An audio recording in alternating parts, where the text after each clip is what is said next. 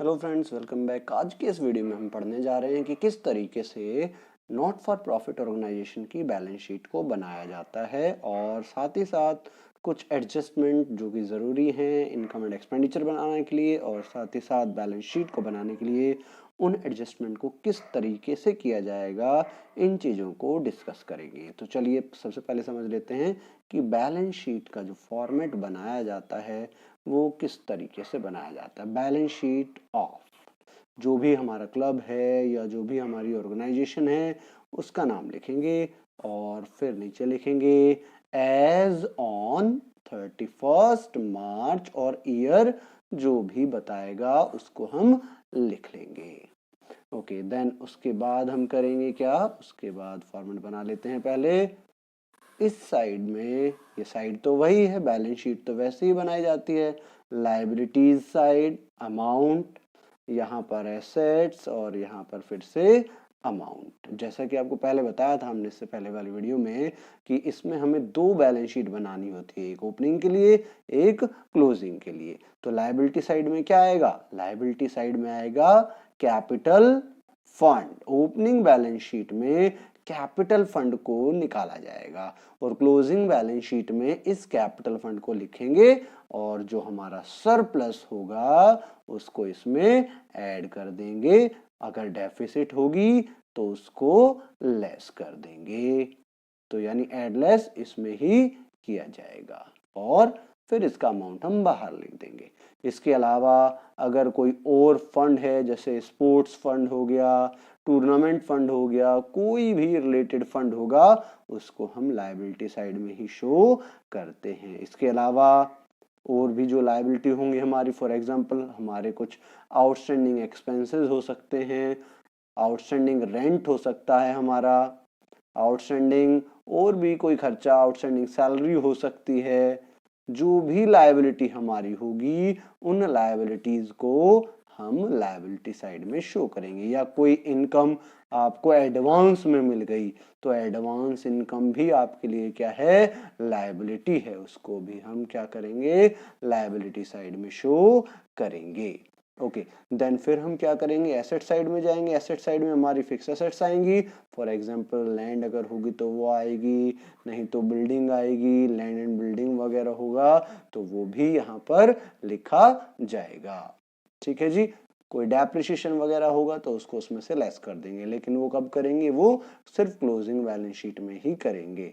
फिर ऐसे ही फर्नीचर अगर है, क्योंकि जितने भी हमारे फिक्स एसेट्स होंगी सब यहीं पर आएंगे। इसके बाद अगर आपके डेटर हैं तो वो भी आ जाएंगे। अदरवाइज सब्सक्रिप्शन, एरियर है, एसेट बन जाता है। या कोई और इनकम आपकी आउटस्टैंडिंग है या एरियर है, एरियर इनकम या एक्रूड इनकम, वो भी एसेट साइड में ही शो की जाएगी। इसके अलावा कोई खर्चा आपने प्रीपेड कर दिया, फॉर एग्जांपल प्रीपेड आपने रेंट कर दिया, वो आपके लिए एसेट बन जाता है। इसके अलावा कैश आएगा, बैंक आएगा और जितने भी एडजस्टमेंट होंगे वो सब भी क्लोजिंग बैलेंस शीट में किए जाएंगे।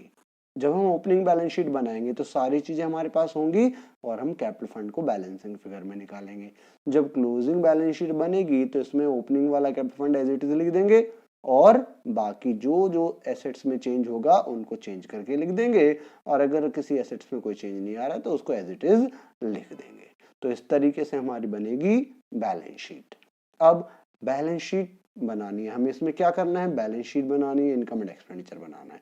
लेकिन बैलेंस शीट और इनकम एंड एक्सपेंडिचर बनाने के लिए हमें सबसे पहले सीखने होंगे कुछ एडजस्टमेंट। बिना एडजस्टमेंट के हम अपने अकाउंट्स नहीं बना सकते एनपीओ के, चाहे वो बैलेंस शीट हो चाहे वो इनकम एंड एक्सपेंडिचर हो, हमें एडजस्टमेंट सीखने ही पड़ेंगे।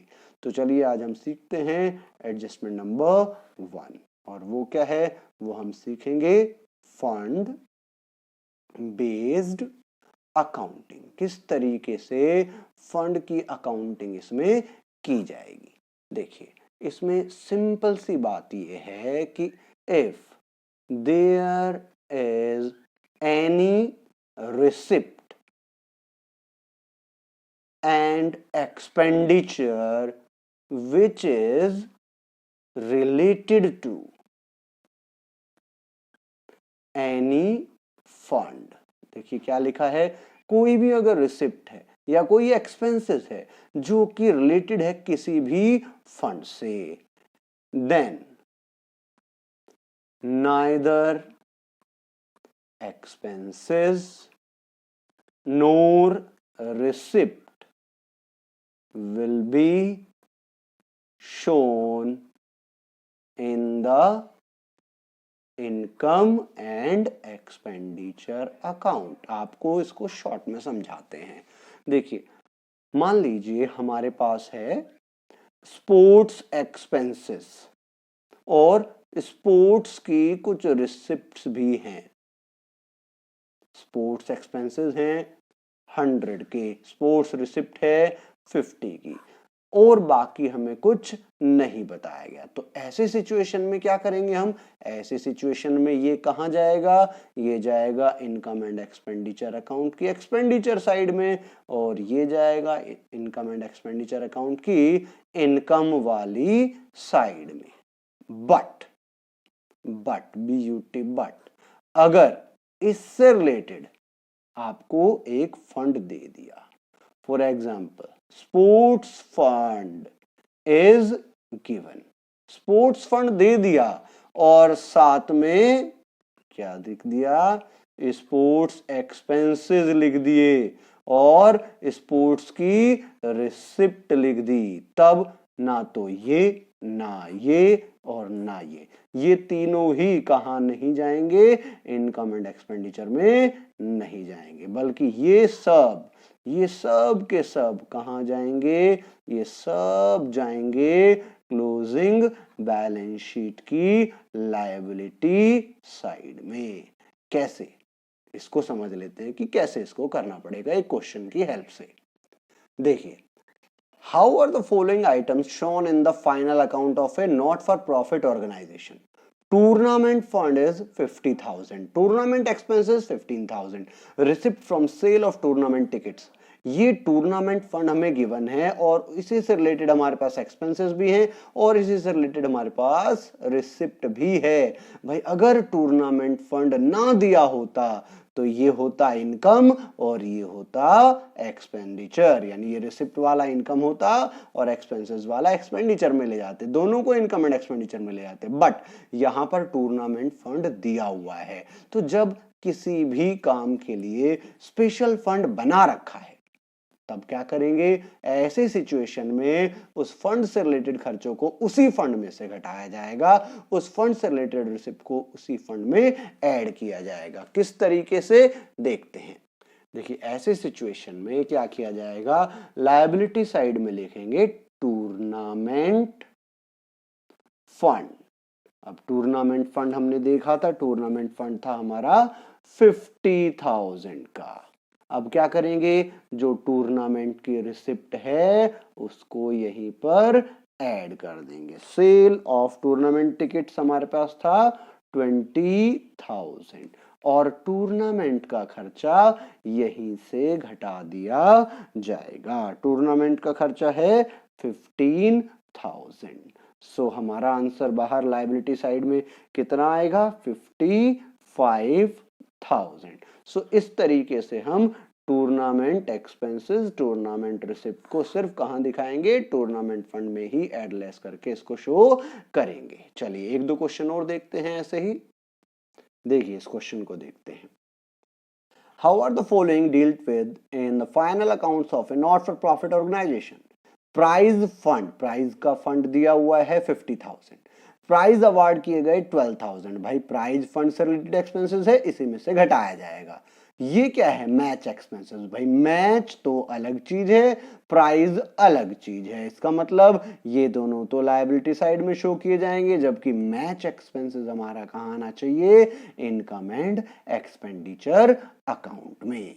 कैसे, और केस नंबर 2 भी देख लेते हैं। पहले हम केस 1 कर लेते हैं। चलिए देख लेते हैं कि इसको कैसे किया जाएगा। ये है इस बुक का क्वेश्चन नंबर 10। हम क्या करेंगे, इसके लिए हम दोनों चीजें बनाएंगे, बैलेंस शीट में भी इसको शो करना पड़ेगा, हम बैलेंस शीट पूरी तो बना नहीं रहे, हम बैलेंस शीट का एक्सट्रैक्ट बना करके शो कर देंगे इसको, और साथ ही साथ हम दिखाएंगे इनकम एंड एक्सपेंडिचर अकाउंट भी। क्यों? क्योंकि भाई मैच एक्सपेंसेस लिखे हुए हैं जिनका प्राइज फंड से कोई रिलेशन नहीं है। ये है हमारी एक्सपेंडिचर साइड, ये है हमारी इनकम साइड, और ये है लायबिलिटी, अमाउंट, एसेट्स और अमाउंट।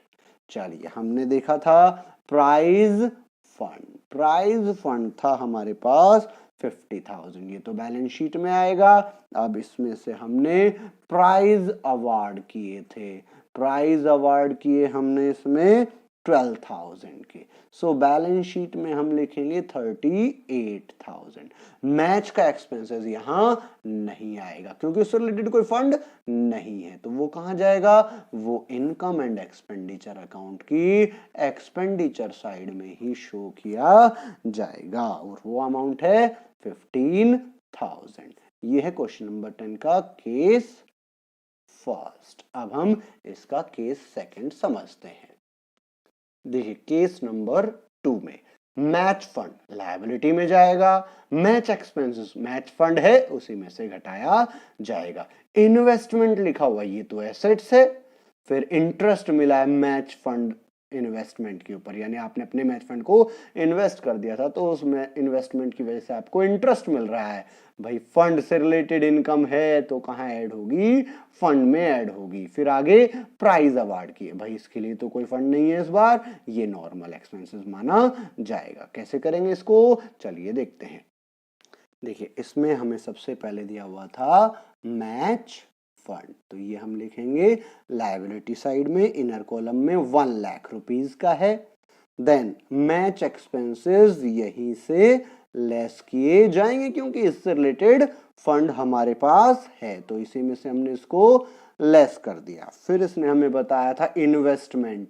अब भाई इन्वेस्टमेंट तो एसेट होता है, हमने मैच फंड को क्या कर दिया? इन्वेस्ट कर दिया। सो मैच फंड इन्वेस्टमेंट हमारे लिए हो गया एसेट्स। वो कितना दिया हुआ है? 60,000। अब उसके बाद हमने देखा कि भाई इसी इन्वेस्टमेंट पर हमें क्या मिल रही है? एक रिसिप्ट मिल रही है, इंटरेस्ट मिल रहा है, interest on match fund investment, क्योंकि इस इन्वेस्टमेंट को आपने मैच फंड से ही किया है। सो मैच फंड से रिलेटेड ही ये इनकम मानी जाएगी। सो इसको यहीं पर ऐड किया जाएगा। उसके बाद क्वेश्चन में लिखा था प्राइज अवार्डेड। प्राइज का इनसे कोई रिलेशन नहीं है, प्राइज फंड अलग होता है तो प्राइज का खर्चा भी अलग होगा। तो प्राइज आपने जो अवार्ड किए वो आपके लिए नॉर्मल एक्सपेंसेस होगा और उसको इनकम एंड एक्सपेंडिचर अकाउंट की एक्सपेंडिचर साइड में शो किया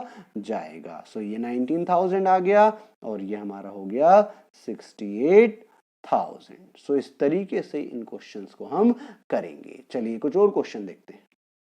चलिए अब देखते हैं question number 11। How the following items for the year ended 31st March 2019 will be presented in the financial statement of Ethico Club? Particulars में देखिए क्या कहते हुए, टूर्नामेंट फंड है 1,50,000, टूर्नामेंट फंड इन्वेस्टमेंट है 1,50,000, फिर income from tournament fund investment 18,000, tournament का expenses भी है 12,000, और फिर लिखा हुआ है interest accrued on tournament fund investment. इनको मैंने यहां पर लिख लिया है, अब हम यहीं से देख करके इसको कर लेंगे। चलिए देखिए लायबिलिटी में क्या क्या आएगा। भाई टूर्नामेंट फंड तो लायबिलिटी में आना ही है। टूर्नामेंट फंड हमारे पास है 1,50,000। फिर हमने इसी टूर्नामेंट फंड को मार्केट में इन्वेस्ट भी किया हुआ है। सो टूर्नामेंट फंड इन्वेस्टमेंट ये एसेट में जाएगा। हमारा इन्वेस्टमेंट भी कितना है? 1,50,000 का, ये एसेट्स में चला गया। अब हम पढ़ते हैं नेक्स्ट था हमारे पास income from tournament fund investment. लीजिए जी, आपने ये जो मार्केट में पैसा इन्वेस्ट किया था इससे आपको कुछ इनकम मिल गई। अब ये टूर्नामेंट फंड से रिलेटेड इनकम है तो इसी में इसको ऐड किया जाएगा। Income from tournament fund investment, आपने ये जो टूर्नामेंट फंड इन्वेस्ट किया हुआ था इससे आपको इनकम हुई है 18,000 की, क्योंकि ये इनकम टूर्नामेंट फंड से रिलेटेड है इसीलिए इसको क्या किया जाएगा, टूर्नामेंट फंड में ही ऐड किया जाएगा। ओके, उसके बाद लिखा है टूर्नामेंट एक्सपेंसेस, तो ये खर्चा भी यहीं से घटा दिया जाएगा क्योंकि इसी से रिलेटेड ये खर्चा है। नेक्स्ट हम पढ़ रहे हैं, ये इंपॉर्टेंट चीज है, एक्रूड इंटरेस्ट, यानी ये जो हमारा टूर्नामेंट फंड था इसके ऊपर हमें कुछ इंटरेस्ट मिलना बाकी है। एक बात तो ये समझ में आती है कि भाई एक्रूड इंटरेस्ट है, इंटरेस्ट मिलना है, मिला नहीं मिलेगा, तो इसका मतलब ये क्या है, हमारे लिए एसेट है। दूसरी बात, क्योंकि ये इंटरेस्ट भी टूर्नामेंट फंड इन्वेस्टमेंट का ही है यानी टूर्नामेंट फंड से ही रिलेटेड है, तो ये टूर्नामेंट फंड से रिलेटेड रिसिप्ट भी हुआ यानी टूर्नामेंट फंड से रिलेटेड इनकम भी हुआ, तो ये यहां पर भी ऐड किया जाना चाहिए, accrued interest on tournament fund. ये है जी कितना, 6,000। फिर से समझ लीजिए इसको, हमने क्या किया है, एक्रूड इंटरेस्ट इनकम है, टूर्नामेंट फंड इन्वेस्टमेंट पर आपको इतना इंटरेस्ट तो मिल गया, इतना और मिलेगा, इसका मतलब आपकी टोटल इनकम टूर्नामेंट फंड की ये कितनी हो जाएगी, 18 + 6 24,000 हो जाएगी। तो ये 18 तो हमने यहां जोड़ लिया, 6 हमें और मिलेगा, बाद में मिलेगा, लेकिन इनकम तो है तो इसी से रिलेटेड है इसलिए इसको भी यहां पर ऐड कर दिया। ठीक है जी, और क्योंकि ये हमें अभी मिला नहीं है, बाद में मिलेगा, एक्रूड इनकम हमारे लिए एसेट हो जाती है इसलिए इसको यहां पर भी शो कर दिया। ठीक है जी, तो चलिए अब देखते हैं बाहर कितना आएगा, 150 + 18 हो गया 168, और फिर ये 12 माइनस का है, 6 प्लस का है, अगर हम इसको कर लेते 6 12, ये आ जाएगा 1,62,000। ओके, ये भी हो गया। चलिए अब देखते हैं क्वेश्चन नंबर 15, ये थोड़ा सा कॉम्प्लिकेटेड है, इसको ध्यान से समझना पड़ेगा। Show how are the following items dealt with while preparing the final account for the year ended 31 March 2021 of a not for profit organisation. Case 1, expenditure on construction of pavilion is 6 lakh, 6 lakh का खर्चा हुआ है pavilion के construction पे। The construction work is in progress, construction का काम अभी progress में है, पूरा नहीं हुआ है। कैपिटल फंड है कितना, 20 लाख। तो ये देखिए कैपिटल फंड तो आपका लायबिलिटी में आना है, जबकि आपने पवेलियन के लिए कंस्ट्रक्शन का खर्चा किया है 6 लाख का, ये आपकी वर्क इन प्रोग्रेस की पवेलियन वर्क इन प्रोग्रेस नाम से एसेट हो जाएगी। सेकंड केस देखते हैं, case second, expenditure on construction pavilion is 6 lakh, the construction work is in progress and has not yet completed, अभी तक पूरा नहीं हुआ। पवेलियन का फंड दिया हुआ है इस बार 10 लाख और कैपिटल फंड है 20 लाख, कैसे करेंगे अभी देखेंगे। केस नंबर 3 देख लेते हैं, expenditure on construction of pavilion 6 lakh, same बात, कंस्ट्रक्शन का वर्क प्रोग्रेस में है, अभी पूरा नहीं हुआ है, पवेलियन फंड 10 लाख का है, कैपिटल फंड आपका 20 लाख है और डोनेशन जो हमें मिला है वो है 5 लाख। कैसे करेंगे देखते हैं। देखिए केस 1 बहुत इजी है, इसमें हमें क्या लिख के दिया हुआ है इन्होंने, कैपिटल फंड है 20 लाख, तो कैपिटल फंड तो हमारा आ जाएगा कहां पर, लायबिलिटी साइड में, कितना 20 लाख, और हमने एक्सपेंडिचर किया है वर्क इन प्रोग्रेस के ऊपर, यानी हमने पवेलियन बनवाई है, सो हम लिखेंगे पवेलियन, हमारे लिए क्या हो गई, पवेलियन वर्क इन प्रोग्रेस नाम से एक एसेट आ गई, कितने की, 6 लाख। ये कैपिटलाइज एक्सपेंडिचर है इसलिए एसेट में आएगा और कैपिटल फंड लायबिलिटी में आएगा। ये हुआ हमारा केस नंबर 1, केस फर्स्ट हमारा हो गया फिनिश। अब देखते हैं केस नंबर 2। केस नंबर 2 में देख लेते हैं पहले क्या क्या दिया हुआ है। केस नंबर 2 में इन्होंने हमें बताया कि कैपिटल फंड है 20 लाख, पवेलियन फंड भी है कितने का, 10 लाख का, और फिर एक्सपेंडिचर भी किया है हमने अपनी पवेलियन को कंस्ट्रक्ट कराने के लिए 6 लाख का। तो सिंपल बात, इसको समझ लेते हैं, पवेलियन हमारी अभी बनी नहीं है, सो पवेलियन वर्क इन प्रोग्रेस नाम से एसेट हो गई हमारी 6 लाख की। अब जरा ध्यान से समझिएगा, कैपिटल फंड हमारा था कितना, 20 लाख का, देन हमारे पास पवेलियन फंड भी था तो वो भी लायबिलिटी में ही आना था। वो कितना था? 10 लाख। अब ध्यान से समझिएगा, हमने पवेलियन बनाने के लिए फंड बना रखा था 10 लाख का। तो पवेलियन का फंड अलग रखा हुआ था, हमने अलग से लायबिलिटी में शो कर रहे थे। यानी अभी तक ये पैसा अच्छे से बिजनेस में नहीं लगाया गया, यानी बिजनेस में इस पैसे को इन्वेस्ट नहीं किया गया, तो आपने इसको लायबिलिटी साइड में अलग से शो कर रखा था। लेकिन हुआ क्या? आपने पवेलियन फंड जो था आपके पास, उसमें से पैसा निकाल लिया और पवेलियन के लिए पैसा खर्च कर दिया। तो इसका मतलब आपका 6 लाख का फंड, इस खर्चे को हम इसमें से घटा देंगे, यानी आपका पवेलियन का फंड 6 लाख से कम हो जाएगा और ये पैसा आपने बिजनेस की पवेलियन बनाने के लिए लगा दिया। इसका मतलब ये पैसा अब बिजनेस में क्या हो गया? इन्वेस्ट हो गया। इन्वेस्ट हो गया तो हम इसको क्या करेंगे? ऐड कर देंगे किसमें? कैपिटल फंड में। कौन सा पैसा हम यहां पर ऐड करेंगे? जो आपने यहां से घटाया है, यानी एक्सपेंसेस फॉर पवेलियन फंड। कितना था? पवेलियन फंड नहीं, पवेलियन। आपने 6 लाख खर्च कर दिया। फिर से इसको आपको समझा देते हैं। टोटल यहां पर आ जाएगा हमारा 26 लाख का पवेलियन फंड, कैपिटल फंड, और पवेलियन फंड हमारा रह गया 4 लाख का। इसको ध्यान से दोबारा से बता देते हैं आपको। देखिए हुआ क्या, 20 लाख का बिजनेस में इन्वेस्टमेंट था, वो हमारे बिजनेस में जो पैसा लगा देते हैं वो क्या बन जाता है? कैपिटल बन जाता है। तो वो तो हमने यहाँ पे रखा हुआ है। लेकिन पवेलियन बनाने के लिए हमने 10 लाख रुपए रखे थे। भाई अगर आपने ये पैसे से खर्चा कर दिया होता बिजनेस के लिए, तो वो भी आपकी कैपिटल में कन्वर्ट हो जाता। लेकिन हुआ क्या? आपने पवेलियन फंड बना रखा था, तो लायबिलिटी आप अलग से शो कर रहे थे, इस फंड को आप अलग से शो कर रहे थे।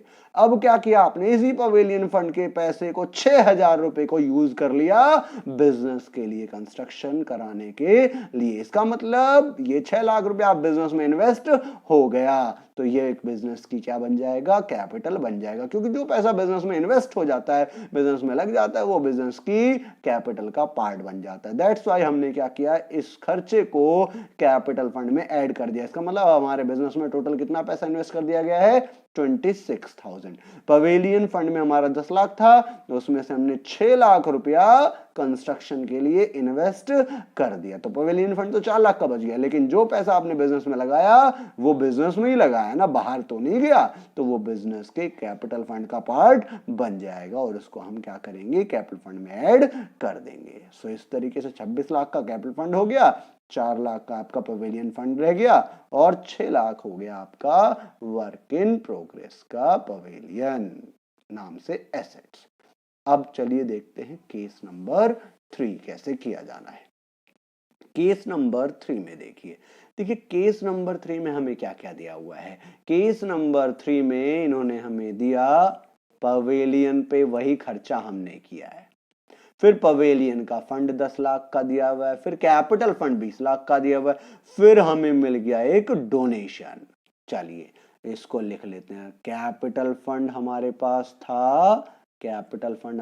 था जी 20 लाख, और पवेलियन बनाने के लिए हमने फंड मेंटेन किया हुआ था कितना? 10 लाख। फिर हुआ क्या?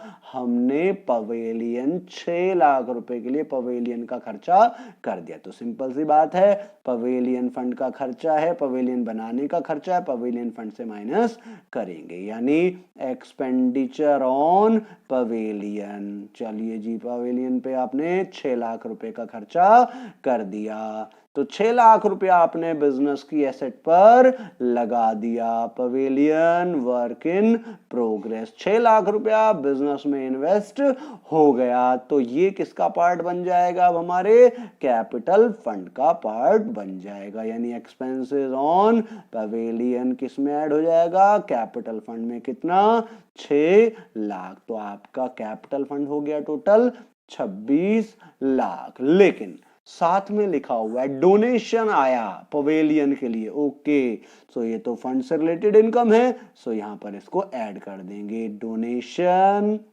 फॉर पवेलियन, लीजिए कितना आया जी? 5 लाख रुपया। ठीक है जी, कितना? 5 लाख रुपया। तो ये क्योंकि इससे रिलेटेड है इसलिए इसको यहां पर ऐड कर दिया। 5 लाख डोनेशन आया, 6 लाख का खर्चा हो गया, 10 लाख का पवेलियन फंड था, ये हमारे पास बच गया कितना? 9 लाख। फिर से इसको भी समझ लीजिए, कैपिटल फंड था 20 लाख का, पवेलियन बनाने के लिए फंड बना रखा था 10 लाख का। हुआ क्या, हमने इस 10 लाख में से 6 लाख रुपए निकाले और बिजनेस में पैसा इन्वेस्ट कर दिया। इसका मतलब वो बिजनेस की कैपिटल में कन्वर्ट हो गया। फिर डोनेशन मिला, उसको हमने, क्योंकि ये फंड से रिलेटेड इनकम है तो हमने उसको उसमें ऐड कर दिया। तो अब हमारे पास पवेलियन फंड बचा 9 लाख का, कैपिटल फंड हो गया 26 लाख का और पवेलियन वर्क इन प्रोग्रेस हो गया 6 लाख रुपए का। चलिए एक और चीज हम इसमें समझ लेते हैं एक एग्जांपल की हेल्प से।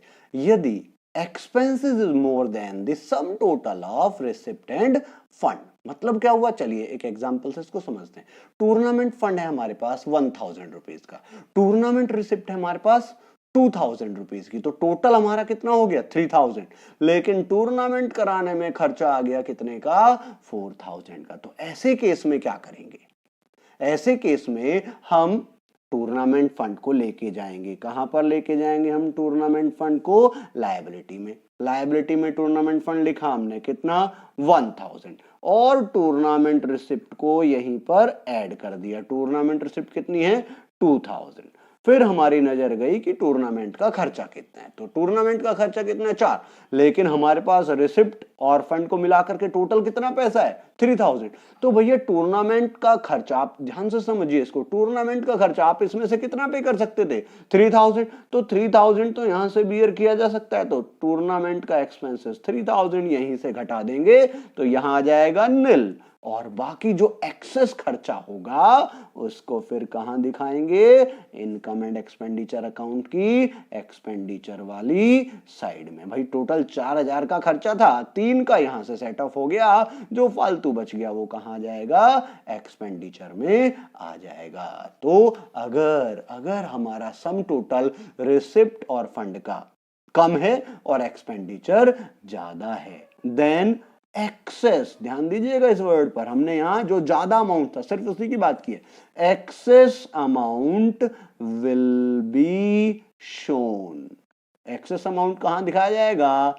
इन expenditure side of income and expenditure account. ये बात नोट करने वाली है। अगर खर्चा रिसिप्ट और फंड के टोटल के बराबर होता है तब भी यहां पूरा खत्म हो जाता, लेकिन अगर ज्यादा हो गया, कम होता है तो कोई प्रॉब्लम है ही नहीं, कम हो रहा है तो कोई प्रॉब्लम है ही नहीं, हमने इतने केस किए, लेकिन ज्यादा हो रहा है तो क्या करना है? जितना वहां से खत्म हो सकता है उतना करो, और जो नहीं हो पा रहा उसको कहां दिखा दो? इनकम एंड एक्सपेंडिचर अकाउंट की एक्सपेंडिचर वाली साइड में। सो ये हमारे कुछ क्वेश्चन थे फंड बेस्ड अकाउंटिंग के। ओके, होप आपको समझ में आ गया होगा। Thank you.